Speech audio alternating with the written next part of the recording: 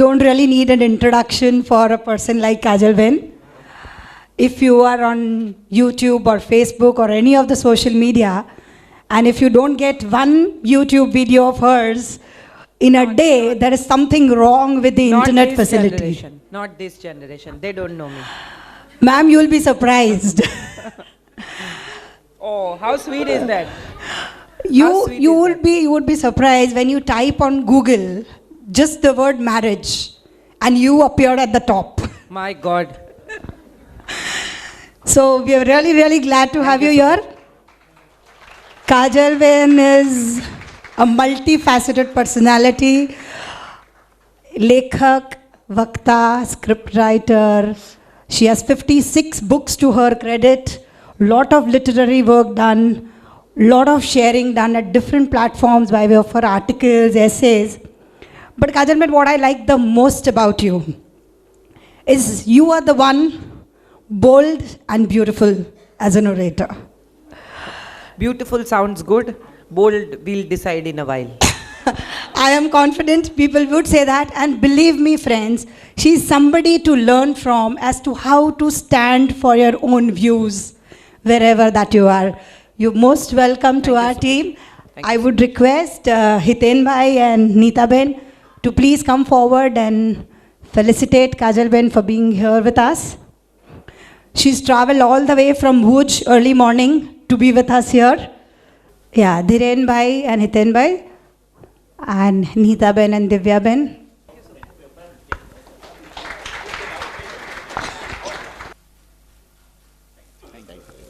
Good morning to all of you. Toral Ben nahi game, but I would like to tell you one thing to begin with. Marriage is not a project. So let's start with it. It's something very beautiful, very wonderful. You cannot plan anything in life. You may plan so many things, but nobody promises you that it's gonna work with you. તમે જે નક્કી કર્યું એ બધું જ થવું જ જોઈએ એવી શરત સાથે જેટલા લોકો અહીંયા બેઠા હોય રવિવારની સવાર ના બગાડે. કશું જ ક્યાંય પણ આપણું ધાર્યું થતું નથી અને છતાંય જિંદગી બહુ સુંદર છે. To be with someone for the rest of your life is something that I think only Indian culture provides you with this. 7 વચનમાંનું એક વચન એ છે કે આપણે સાથે સાથે વૃદ્ધ થઈએ. હું એવું માનું છું કે આનાથી સુંદર વચન જગતમાં બીજું કોઈ છે જ નહીં. To grow up together, to grow old together, આનાથી સુંદર જગતમાં બીજું શું હોઈ શકે. So I think let's start with it કે પહેલાં તો કેટલા લોકોને સાચે પરણવું છે? ઓનેસ્ટલી લેટ્સ આ લોકોને બહાર મોકલી દઉં. કેટલા લોકોને ઓનેસ્ટલી પરણવું છે? ધીરે ધીરે ધીરે ધીરે. સૌથી પહેલી વાત એ છે કે તમે કોઈ પણ ડૉક્ટર પાસે જાઓ, તમે સાયકેટ્રિસ્ટ પાસે જાઓ, તમે દરજી પાસે જાઓ, તમે બ્યુટિશિયન પાસે જાઓ, તો પહેલાં તો તમારી અંદર તૈયારી હોવી જોઈએ કે તમને શું જોઈએ છે. તમે એક બ્યુટિશિયન પાસે, તમે એક વાળ કપાવવાવાળા સારામાં સારા હબીબ પાસે જાઓ, જાવેદ હબીબ પાસે, અને પછી એને કહો કે કંઈ પણ કાપ. એવું નહીં થાય. You must know what you want in life. એટલે સૌથી પહેલી વાત તો એ છે કે પરણવું છે, લગ્ન કરવા છે, કોઈની સાથે રહેવું છે. મારો એક દોસ્ત છે હિરેન કરીને, એ પરણ્યો 35 વર્ષે, પછી લગ્ન કર્યા. એટલે મેં એને 15-20 દિવસ રહીને પૂછ્યું, મેં તું કેવું, how is your marriage treating you? એટલે મને કહે છે મને 2 પ્રોબ્લેમ છે. શું? તો કે પલંગની બંને બાજુથી નીચે ઉતરાતું નથી, એક બાજુ કોઈ સૂતું હોય છે, અને બીજો બહુ જ મોટો પ્રોબ્લેમ કે હું નાહવા જાઉં પછી કોઈક ઠોકે છે બારણું કે ખોલ. આ 2 વસ્તુઓ હું માનું છું એને નડી. કેમ? કારણ કે એની પ્રાઇવસીમાં પ્રોબ્લેમ થયો. 30, 35, 32, 28, 25 વર્ષ સુધી તમે એકલા રહ્યા છો. હવે કોઈ આવશે અથવા તમે ક્યાંક જશો. To live with someone requires a biggest skill, and that is to tolerate someone. એક માણસને સહન કરવાની તૈયારી તમારામાં હોવી જોઈએ. મોટા ભાગના લોકોમાં, ખાસ કરીને આ નવા છોકરાઓમાં, જે લોકો બધા સિંગલ ચાઇલ્ડ હોય છે અથવા 2 જણા ભાઈ બહેન હોય, પોતપોતાના રૂમમાં રહેતા હોય, કોઈ તમારા રૂમમાં આવે નહીં. હમણાં જ મારા એક ફ્રેન્ડને મેં પૂછ્યું, મેં કીધું શું કરે છે તારો દીકરો અક્ષત? તો કે કોઈ વાર બારણું ખોલે પણ છે. એટલે તમારા બધાના બારણા બંધ હોય, નેટફ્લિક્સ તમારી કંપની છે, એની વચ્ચે ક્યાંક એક વ્યક્તિ તમારા રૂમમાં હરતી ફરતી એનું કબાટ દડામ દઈને ખોલે ને દડામ દઈને બંધ કરે ને એના કપડાં પણ લટકવા માંડે ને એની વસ્તુઓ પણ ડ્રેસિંગ ટેબલ પર ગોઠવાઈ જાય, તો સડનલી એવું લાગે કે કોઈએ એન્ક્રોચમેન્ટ કર્યું છે. આ તો મારું ઘર છે યાર, આ અહીંયા શું કરે છે, ત્યાંથી શરૂ થાય. અથવા તમે જ્યારે ક્યાંક જાઓ છો ત્યારે તો વધુ ટોલરન્સની જરૂર છે, કારણ કે તમે તમારે ઘરે 9 વાગે ઉઠતા હતા, તમને કોઈ નથી પૂછતું. હવે અહીંયા જો 2 જણા એકલા રહેતા હોય તો સવારે કાં તો ટિફિન કરવાનું છે, કાં તો, અને તમારે નથી કરવાનું તો પણ બાઈ આવે છે તો બારણું ખોલવાનું છે, કામવાળા આવે છે તો બારણું ખોલવાનું છે, અને એમાં બંને જણા એકબીજાને કે તું ખોલ તું ખોલ. મજા એ છે, મને એવું લાગે છે, જે થોડીક વસ્તુઓ મારે તમારી સાથે શેર કરવી છે. હમણાં મારા લગ્નને 25 વર્ષ પૂરા થયા, એટલે મારા હસબન્ડને મેં સવારે કહ્યું, મેં તું મને ગિફ્ટ જોઈએ, આટલા વર્ષમાં તે મને કંઈ આપ્યું નથી, મને ગિફ્ટ જોઈએ છે. એટલે મને કે શું તું ગાંડા જેવી વાત કરે, we were together in school and we've actually grown up together and we are best friends, may be not very good husband and wife, but we are best as friends. So મને કે શું ગાંડા જેવી, એવી આપણી વચ્ચે ક્યાં gift આપવાની રિલેશનશિપ છે? એટલે મેં એને કીધું ના નથી, તો આજે આપણે કરવાની છે, તારે લઈ આવવાની. એટલે બપોરે એણે મને મેસેજ કર્યો કે are you serious about the gift? એટલે મેં કીધું યસ. એટલે સાંજે એ મારી ભાણેજનું સ્કૂટર લઈ અને આવ્યો ઘરે. એટલે પછી ડાયમંડની વીંટી આપી. એટલે મેં એને કીધું કે કેમ તારી ગાડી ક્યાં ગઈ? તો કે ગાડી વેચીને તો આ લીધી. એટલે મારી ભાણેજે મને પૂછ્યું કે હે મામી તમને ગમી વીંટી? And the best part that I could answer, and I felt that, I didn't just say it, but that just came to my mind and thought.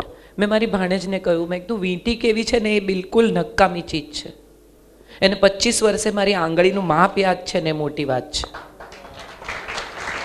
મારે માટે બહુ ઇમ્પોર્ટન્ટ, મારે તમારા લોકો સાથે જે શેર કરવું છે ને એ કરવું છે. કેટલા બધા છોકરાઓ તમારી ઉંમરના પરણવા તૈયાર નથી. They have this beginning of negating it, કે ના ભાઈ ના રહેવા દો ને.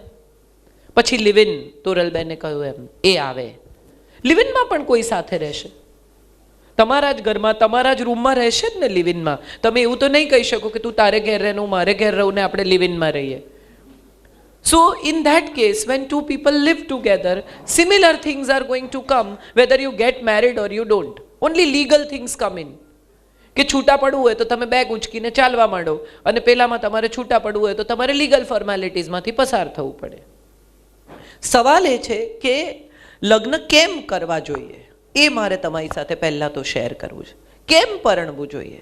તમારી આખી જનરેશનની સામે બહુ અનફોર્ચ્યુનેટલી અમે લોકો એવા કોઈ પ્રસન્ન દાંપત્યનો દાખલો મૂકી શક્યા નથી. અમારા મા બાપ પરણ્યા અને બહુ ખુશ હતા, કારણ કે એમની સામે એક બહુ જ હેપી મેરેજનો દાખલો હતો એમના પેરેન્ટ્સનો. તમારી જે આખી જનરેશન આવી, જેના મા બાપ હવે બિટવીન 50 to 60 છે અથવા 45 to 60 છે, એ બધા મા બાપ અજાણતા જ પણ એટલા ઉત્તમ દાંપત્યનો દાખલો તમારી સામે મૂકી શક્યા નથી. તમને લાગે છે કે જો આ જ લગ્ન હોય તો ભાઈ સાહેબ રહેવા દો. બીજું એવું થયું સેકન્ડલી કે તમારી આસપાસના લોકો, જે લોકો પરણ્યા, તમારા મિત્રો, તમારા કઝિન્સ, તમારી આસપાસના લોકો, એમના લગ્નો એવા બહુ અધધ થઈ જવાય એવા સુખી ન નીવડ્યા, unfortunately once again. So those things have worked on your mind કે લગ્ન બહુ સફળ થતા નથી. આવું ધીરે ધીરે ધીરે ધીરે QED થઈ ગયું. પણ સવાલ એ છે કે લગ્નો કેમ સફળ થતા નથી? કેમ તમને થોડા સમયથી એવું વધારે જોવા મળે છે કે લોકો છૂટા પડી જાય છે, લોકો સાથે નથી રહેતા, બહુ જ ક્વેશ્ચન માર્ક્સ છે, બહુ ઝઘડા છે, બહુ ઇમોશનલ સ્ટ્રેસ છે, બહુ ટ્રેપ્સ છે? આવું કેમ થાય છે? એનો કોઈની પાસે જવાબ છે? કોઈ કેન સમબડી સે what is the reason why marriages are not working out today? Yes, darling. See, independence and adjusting have nothing to do with each other. Adjustment has nothing to do with independence. What is independence according to you? કમાવું, તમને ગમે એમ જીવવું, તમને ગમે એવા કપડાં પહેરવા, તમને ગમે એ ખાવું, તમારા અંગત મિત્રો હોવા, તમારી સાંજ તમને તમારી રીતે ગાળવા માટે અઠવાડિયામાં 2 દિવસ મળવા જોઈએ. આને જો તમે સ્વતંત્રતા કહેતા હો તો એને એડજસ્ટમેન્ટ સાથે કોઈ નિસ્બત જ નથી. જ્યાં પ્રેમ હોય ને ત્યાં એડજસ્ટમેન્ટ આપોઆપ થઈ જાય. ધ રીઝન બિંગ કે તમે કોઈને ચાહતા હો, તમારી મમ્મી નોકરી કરતી હોય, તમારા કોઈની પણ માં કામ કરતી હશે, તો તમને એવું કોઈ દિવસ યાદ છે કે માં રાંધ્યા વગર જતી રહી? જેના પણ ઘરમાં મધર, વર્કિંગ મધર હશે, કોઈને એવું ખબર છે કે મમ્મી એવું કહી દીધું કે આજે બહારથી મંગાવી લેજો, હું નહીં બનાવું? અથવા માએ રવિવારે આમ પગ લાંબા કરીને હિંચકા પર બેસીને એમ કહ્યું કે I am not gonna cook today? આવી કોઈ મમ્મી કોઈને ખબર છે? કેમ? Why not? એને ખબર છે કે એની રિસ્પોન્સિબિલિટી શું છે, એને શું કરવાનું છે. એડજસ્ટમેન્ટ ત્યાં આવે છે જ્યાં પ્રેમ છે. અને મને એવું લાગે છે કે પ્રેમ હોય ને તો જ પરણવાનું. પછીથી થઈ જશે એવું કોઈ પણ સમજાવે તો માનતા નહીં. થવાનો હશે તો હમણાં થશે, નહીં તો કોઈ દિવસ નહીં થાય. એની વચ્ચે કંઈ નથી. એક માણસ સાથે આખી જિંદગી જીવવાની તૈયારી છે ને, એ સૌથી પહેલા તો ઓનેસ્ટીના પાયા પર કરજો. Be very honest, be what you are. આપણે બધા જે કાજોલને જોઈએ છે, જે ઐશ્વર્યા રાયને જોઈએ છે, આપણને બધાને બહુ ગમે. કેમ? તો કે એના પર મનીષ મલ્હોત્રાએ કામ કર્યું છે, અને મિકી કોન્ટ્રાક્ટરે કામ કર્યું છે, અને બહુ રૂપાળી. If she is standing there you find her so beautiful and the best in the world. પણ અજય દેવગને કે અભિષેકે તો એને સવારે ઉલ્લી ઉતારતી જોવાની છે. કરીને ઉલ્લી ઉતારતી હોય ત્યારે જોવાની છે. આમ વાળ ઊભા થઈ ગયા એના મૂંગમાંથી ઉઠીને આવે ત્યારે જોવાની છે. એના ઘસાયેલા ટી શર્ટ સાથે, એના નાઇટ ડ્રેસમાં ક્યાંક કાણા હોય એવી એને જોવાની છે. ને જો એવી પ્રેમ કરી શકાય ને તો માનજો કે સાથે જીવી શકાશે. સરસ તૈયાર થયેલી, મેકઅપ કરેલી, આઈલાઇનર કરેલી, ઇસ્ત્રીવાળા કપડાં પહેરેલી ગમે તો એની સાથે કોફી પી શકાય, એની સાથે જીવી ન શકાય. જીવવા માટે સૌથી પહેલાં તો ઓનેસ્ટી જોઈશે. રૂપાળી છે કે નહીં એ બહુ મહત્વનું નથી, સમજદાર છે કે નહીં એ બહુ મહત્વનું છે. એવી જ રીતે છોકરો કેટલો સારો દેખાય છે, એનું બેંક બેલેન્સ શું છે, એનું ફેમિલી બેકગ્રાઉન્ડ શું છે, એ બધા ક્રાઇટેરિયાઝ ઇમ્પોર્ટન્ટ છે, પણ એટલા ઇમ્પોર્ટન્ટ નથી. તમે એની સાથે જીવી શકશો, કાલે આ ફેમિલી બેકગ્રાઉન્ડ નહીં હોય તો શું કરશો? કાલે આ બેંક બેલેન્સ ન પણ હોય. હમણાં જ અમદાવાદમાં એક મોટી હોસ્પિટલના ડૉક્ટરે ક્રૂડ ઓઇલમાં ટ્રેડ કર્યું અને એના અબજો રૂપિયા ડૂબી ગયા. And he had to put his hospital on lease with somebody, Kotak Mahindra સાથે. અને અત્યારે જેટલું કામ કરે છે એની હોસ્પિટલમાં એ બધા પૈસા કોટક મહિન્દ્રાને ચૂકવી રહ્યો છે. એના પરિવારને ખાલી પગાર મળે છે. પત્ની ડૉક્ટર જોઈને પરણી હશે, પત્ની ફેમિલી બેકગ્રાઉન્ડનું, હોસ્પિટલનું, 3 પેઢીઓનું હોસ્પિટલનું બેકગ્રાઉન્ડ જોઈને પરણી હશે. હવે ગયું બધું તો માણસ નહીં ગમે. પૈસાથી જિંદગી છે. તો મારે એક સાદો સવાલ પૂછવો છે કે તમારી પાસે બહુ પૈસા છે, તમે એવા છોકરાને કદાચ આકાશ લોકા સાથે એન્ગેજમેન્ટ તોડી નાખે અને તમારી સાથે કરે, પછી પહેલો સવાલ કે તમારી તિજોરીમાં કેટલા કેશ, કેટલા ડાયમંડ્સ, કેટલા પૈસા છે, તમારો બેડરૂમ અદ્ભુત છે, આખો બંગલો હમણાં તો આપ્યો પેલી ઈશાને, પિરામલે, એ બધાની સાથે તમારા બેડરૂમમાં તમે જે મિનિટે પ્રવેશો છો એ મિનિટે તમારી પાસે જેટલા પૈસા છે બધા ખર્ચીને ઊંઘ ખરીદી શકશો? 2 કલાકની ઊંઘ ખરીદી શકે છે કોઈ? હા કે ના? સારામાં સારું ખાવાનું બન્યું હોય, 5 શેફ હોય તમારા ઘરમાં, અને 5 શેફ તમારે આમ ઊભા હોય અને તમારા માટે તમે કોઈ કરવા તૈયાર હોય, તમે ભૂખ ખરીદી શકો છો? અને ત્રીજો સાદો સૌથી છેલ્લો સવાલ, અહીંયા બહાર મિલેનિયમ ક્લબની બહાર એક માણસ બેસી અને રડતો હોય તો એને કેટલા લોકો પૂછવા જાય કે ભાઈ શું થયું, પૈસા પડી ગયા, એક્સિડન્ટ થયો કે બીજો પ્રશ્ન થયો, તને કંઈ હેલ્પ કરીએ? અને એકલો રડતો હસતો હોય તો? એક માણસ એકલો બેસીને હસતો હોય, કેટલી વાર સુધી એ હસી શકે? થોડી વારમાં એમ્બ્યુલન્સ આવે કે એકલો હસે છે. સાદી બેસિક જિંદગીના પાયાની વાત એ છે કે હસવા માટે, સુખી થવા માટે, મજા કરવા માટે જોડે એક જણ જોઈશે. એકલા મજા નહીં કરી શકાય. અત્યારે બહુ મજા આવે. કેટલા બધા લોકો એવું કે મારે તો કોઈની જરૂર નથી, હું તો એકલો ટ્રાવેલ કરું છું, હું તો એકલી ટ્રાવેલ કરું છું. મને તો ઉલટાના માણસો ગમતા જ નથી. ઇન્ટરેસ્ટિંગ છે આ ફેક્ટ. મેં પણ આવું કહ્યું છે મારી જિંદગીમાં. મેં સંજયને પૂછેલું, મારા હસબન્ડને, તારે પરણવું શું કામ છે મારી જોડે? આજથી 25 વર્ષ પહેલા અમે એ જ ઘરમાં સાથે રહેતા હતા જે ઘરમાં અમે પરણ્યા. 1 વર્ષ જોડે રહીને પછી અમે લીગલ વેડિંગમાં દાખલ થયા, 25 વર્ષ પહેલા. અને ત્યારે મેં એને પૂછેલું કે કેમ પરણવું છે, અને ત્યારે એણે મને બહુ સરસ જવાબ આપેલો. હું એવું માનું છું કે આ જવાબ દરેક માણસ માટે સાચો છે. એણે મને એવું કહેલું કે હું સવારે આંખ ખોલું ને ત્યારે મને તને બાજુમાં જોવી છે આખી જિંદગી. આ બહુ બહુ સરસ જવાબ છે જિંદગીનો. આજે નહીં, આવનારા 25, 30, 35, 40 વર્ષ સુધી એક માણસ તમારી બાજુમાં સૂતો છે અને સૂતી છે, અને તમારે આંખ ખુલે ત્યારે કોઈક તો છે કે જે તમારી રાહ જોઈ રહ્યું છે. ઘર અંદરથી કોઈ ખોલે છે, તમારે કાયમ ચાવીથી બહારથી નથી ખોલવાનું. કમ્પેનિયનશિપ is what marriage is all about. I don't think it's a project. I don't think it's something that is taught to you all these years. છોકરી જો સમજ શું કરે. તમને એક છોકરી એમ કહે કે હું તો નોનવેજ નથી ખાતી, અને તમને જિંદગીના 10 વર્ષ સુધી ખબર ના પડે કે એ એની બેનપણીઓ સાથે બહાર જઈને નોનવેજ ખાઈ આવે છે. પણ એ 10 વર્ષ દરમિયાન તમારી ને એની રિલેશનશિપ એટલી અદ્ભુત છે. You have been the best of the friends. You have loved each other. You have lived with each other so happily. She has taken care of your family. So do you think this one thing that she has not told you will create a problem in life? એને ઘરમાં કોઈ દિવસ લાવીને નથી ખાધું, એને બહાર કોઈની સાથે ખાધું છે, એને ભાવે છે, એ ખાય છે, એને તમને નથી કીધું. કેટલા લોકોને લાગે છે કે એનાથી પ્રોબ્લેમ થાય? Let's be honest. હું અહીંયા ભાષણ આપવા નથી આવી. કેટલા લોકોને લાગે છે કે આવી 10 વર્ષની સરસ રિલેશનશિપ પછી તમને આવી એક નાની ફેક્ટ ખબર પડે તો પ્રોબ્લેમ થાય? Very good. I am very glad કે તમે લોકો રાઈટ જગ્યાએ રાઈટ કામ કરવા આવ્યા છો. નાની નાની વસ્તુઓ જિંદગીમાં જરાય મહત્વની નથી.